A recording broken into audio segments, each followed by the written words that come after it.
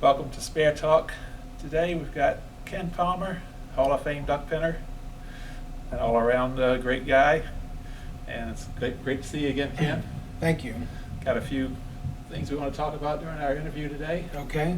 So I guess the standard thing is to ask, how did you get started in bowling? When did you get started? Well, I started at 6 years old. Walked up to Silver Spring Bowling Alley. Bowl America had a bowling alley in Silver Spring, so I went up there with a few friends of mine, and I started in about the 20th week of a season and finished the year. So a youth league. And a youth league. Yeah. And I really enjoyed it so much that I bowled the following year, and then my mother became a coach for bowling, and she started doing it at Westwood Bowling Alley in Bethesda. Okay. So I went over there and bowled there until, then I went to Glenmont and bowled in the major league. So I went from the junior program right up through to the, bowling in the major league. Okay. The Silver Spring Bowling Alley, was that actually called Bowl America Silver Spring, or what? Yeah, it was Bowl America Silver Spring. Okay. They had, I believe they had 24 lanes, duckpin lanes on the top floor and 24 10-pin lanes on the bottom. Wow. It's So a big house. it was back Because then. back then it was standard for a lot of alleys around the area. Right. Yeah. Huh. So you started around age 6, and who were your influences as far as bowling goes? Any pros that you used to watch as you grew up? Well, my mother bowled at Westwood in the night league, which was a pretty good league back then, and Ronnie Johnson actually was, had the high average in her league. Okay. And this would have been, 1965 or 66. Yeah. And so watching Ronnie bowl, and then my mother being a coach, so I made a big jump in average from, moving from youth league to adult league. My average went up almost 20 pins in a season. Wow. And then the following year it went up another 15 pins. So I went from 113 bowling at Westwood, which was a tough house, to I was averaging 146 just a couple years later. Wow. So around what age was that? 17. 17. Yeah. The upper 140s. Yeah. That's amazing. So When did you start bowling the Pro Tour? Around that same time? yeah, 18. 18. When I first joined. Back then we had some alternate tours. We had the Potomac Limited tour, which was like 135 and lower average. Oh. And so I won my first tournament in 1977 doing that, and then I started bowling in more open tournaments, and then I joined the Pro Tour. I'm not familiar with the alternate tour. So that was a tour for the medium average bowler. Right. I didn't know that. Okay. Huh. And that ended just a few years after that, maybe 1979. It didn't last for but a couple years, but it was all local, so Baltimore and our area. Right. Oh, wow. That's really good. Sort of like the Pop Whitten tour today. I see. Okay. Yeah. So when did you win your first D PBA tour? Approximately. What Yeah, in age? 1983, I won my first Pro Tour at Hagerstown, Hagerstown, and defeating who? defeating Tommy Ramsberg. Okay. He was a big bowler up that way. Yeah. Yeah. It was. Wow. So you'd been on the tour for the DPBA tour for how many years before you actually won your first stop? I guess 5 years. 5 years. But I won a few open tournaments and also some doubles tournaments. Pat Rinaldi and I had won a few doubles tournaments together. Okay. Oh, that's pretty good though. You've only took about 5 years or so to get to your lower 20s before you won the tour. That's pretty good with all that competition you had back there. That's pretty good. Right. Yeah. So, yeah, how many Pro Tours have you won? I've won 4. 4, okay. Right, and I actually won 3 different decades in the early 80s and the early 90s, and in 2001. My last one I won at White Oak. White Oak, okay. I think I remember that one. You were bowling Jeff Biles. I in the beat final. Jeff, right. Excellent. Yeah. I do remember the Pro Tour at Greenway East, where you had that unmatched run of games that you won. You won 8 games on the ladder. Right. Yeah, that was quite incredible. Do you remember much about that? Like who you bowled the first game? I know it's probably on video somewhere, but Yeah. I bowled Steve Shortridge. I bowled Wes Hammer. Oh, okay. I bowled Wayne Catroci, and Kevin Burke in the final game. in the final game. Yeah. Yeah, I do remember at that time of the year when that tournament was held, it was pretty hot, and Greenway East always seemed like it was very hot in there on Saturday when you had a lot of people. So I know you must have been exhausted after all those. And games. under the lights too. And the lights. You know, it was hot, but I don't know. There was just something special about that. About bowling that time. I just was very focused on bowling a frame at a time. You know, trying not to let any bad frames bother me, and just bowl my game as opposed to bowling against somebody. I'm just focused on bowling the pins. Wow, that's a good way to look at it, because yeah, it's hard to win on that level that you're bowling at, even 3 games in a row, because you're pro against pro. Right. To win 8 is kind of unheard of. Well, a lot of times when you're bowling a lot of games, your pace changes, and so the more games you bowl, obviously, you might be a little more tired. I always practiced to try to. I believe that if I developed a good pace, that I could bowl good no matter how you felt. Okay. I could change the pace to bring back my timing and hopefully just maintain a good level of bowling. Right. Yeah, I've noticed that your style is different, even though it's similar to people's style, but it's actually struck me as being very very well thought out and an overpowering style, but at the same time very smooth. Did you watch anybody in particular to develop that coming from the right with the heavy topspin style, or did you just work on that on your own through experimentation? Yeah, I think it was a lot of experimentation on my style, but the Monday night majors at Glenmont had so many good bowlers. Just to watch how they approached it. I bowled with Shorty Diver. Okay. There was a fellow by the name of Tom Dudley who was an extremely good bowler, but never bowled in any tournaments.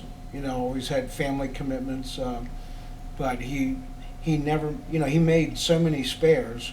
He just wasn't a strike bowler, but he just consistently was, on a Monday night, he might have 17 singles, which, compared to a lot of the guys that threw a lot harder. Yeah. And he just never, he just didn't miss. Wow. So just watching his, consistent delivery all the time and smoothness of delivery. Mm-hmm. I wanted to have, basically a style that was simple, that I could correct problems with timing. Right, I understood. Yeah. That's really good. Yeah, you're one of the few bowlers that's had a 600 set. And that was, where was that? Was that? Yeah, that was at Fairlanes, Prince George's, Prince George's. in 1979. 79, okay. That was 601? 601. Okay. Seems like I remember a story. There was some commotion going on in the last box. Well, during the match, I was the assistant manager at Prince George's, and during the second game, one of the bowlers threw an air ball that literally just missed the ceiling, and at Prince George's, the ceiling is about 15 feet high, and being the assistant manager, I was shooting the 7-pin, and at the very moment that happened, and I just pulled it and went in the gutter. So, okay. Yeah. so I missed the single, Oh. and that was after I had had all marks up to that point. That was in the second game? In the 10th frame Oh, of the second game. Okay. Yeah, so you had to deal with that. Right. I mean, what was interesting about my 601 was that the 7-pin was my nemesis the whole night. I had had an 8 count where I left the 5-7 and I slid the 5 in front of the 7, so I didn't get a spare in that frame. I had 3 opens. I missed the 7-pin in the 10th frame of the second game, and in the third game, I took 4 out of the middle, and I slid everything but left the 7-pin. So it was the 7-pin that kept me from having 30 marks that night. This is a 30 mark set you nearly had. I had 27 marks. Wow. And the 7-pin was always The 7-pin was the pin that the nemesis in that. Right. Set.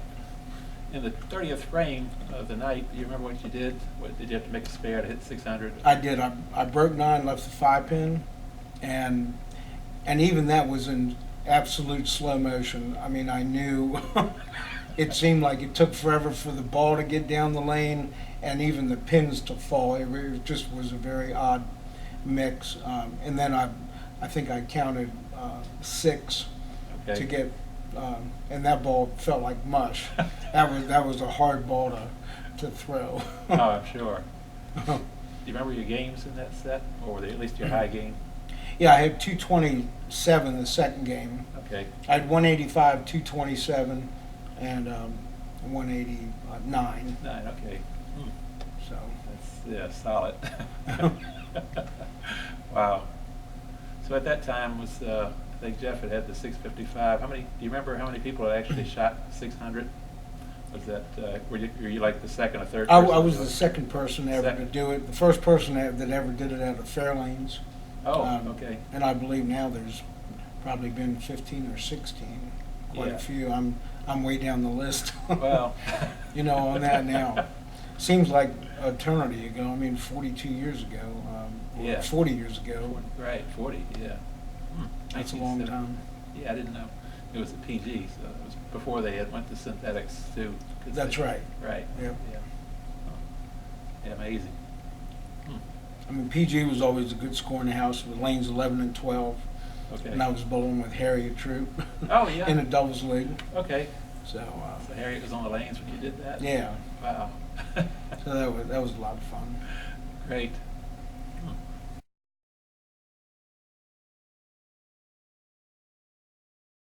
Big bowlers at White Oak. Tommy Mizell, he hit the 600 too, right? Right. Okay. We always had a good trivia about Tommy Mizell. He was the only bowler in a single season that had a set in the 200s, the 300s, the 400s, the 500s, and the 600s. Oh. So, trivia question for bowling. Tommy Mizell. Tommy Mizell. Oh. I want to ask you about the 200s, but yeah, that's amazing. It is To amazing. hit the five level plateau. That's right. It just shows how hard the game is, and Yeah. how the game can be from one night to the next. I have seen a lot of, well, not a lot, but I've seen good bowlers fail to hit 300 on a certain given night. So that's if you're having a bad night, it can certainly go south on you. That's right. Yeah. And attitude doesn't help either. Right. That I know that better than anybody. But you've always been very even keel. I mean, you had a real poker face as far as the bowling goes. I mean, no one ever really could see that you were flustered, as far as I could tell. Which I think that makes a big difference in the head-to-head bowling. Uh-huh. Yeah, so. I mean, I always did try to just bowl against the pins. I tried not to, that way I didn't put any higher priority on one person over another. It was just me against the pins, trying to do the best I could. And, hopefully the results took care of themselves. Wow. Yeah, that's a good philosophy. And, I mean, in tournaments, obviously, you try not to throw away pins of wood, and, so you just try to make sure that every ball means something. Right. As much as you can. Yeah.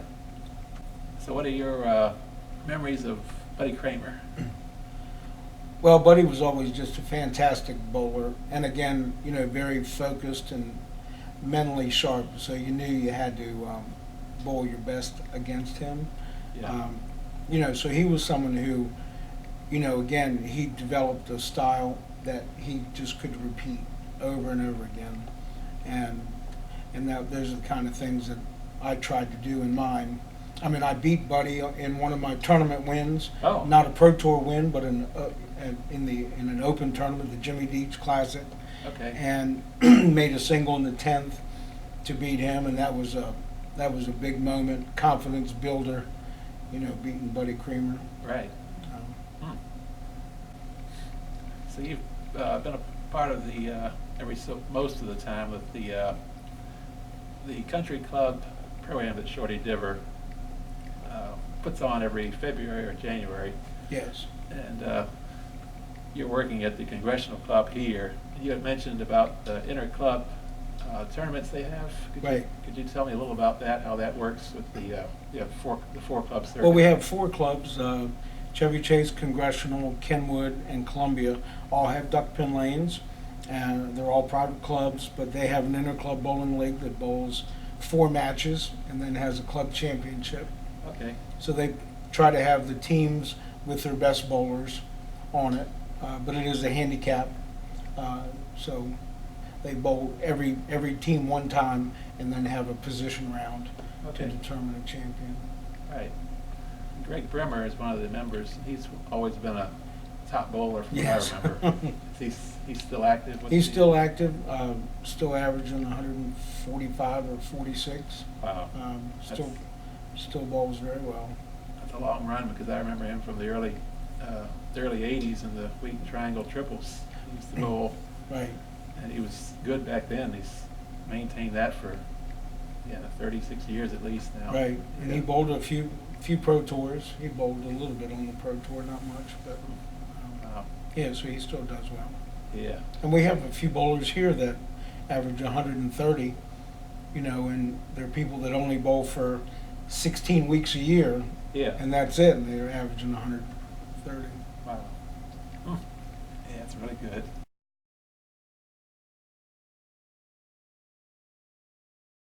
You know, like I won the 30 game classic, Oh. and so for me that was again just another thing that I was very proud of, because you bowl in all the different houses in the area, Right. and so it just shows you can adjust to a lot of different conditions. Yeah. And I also beat Jeff in the one head-to-head match in that too, because we were first and second. Okay. Right. Yeah. That's And I started out with no marks the first 5 frames, and then marked out to win the game. So, Oh, man. Yeah, it's really good. And did you bowl the All-Star tournament that these? I bowled in just a few of them, Okay. and never qualified. Yeah. But I watched it because it was at PG, and Right. you know, watched the historic match that Jeff talked about with you know, against Buddy. Okay. You know. When you bowled, how many games did you actually make it through before the? Well, you had to have, events? it was 2, I believe it was 2 8-game blocks, Okay. so you bowled 16 games.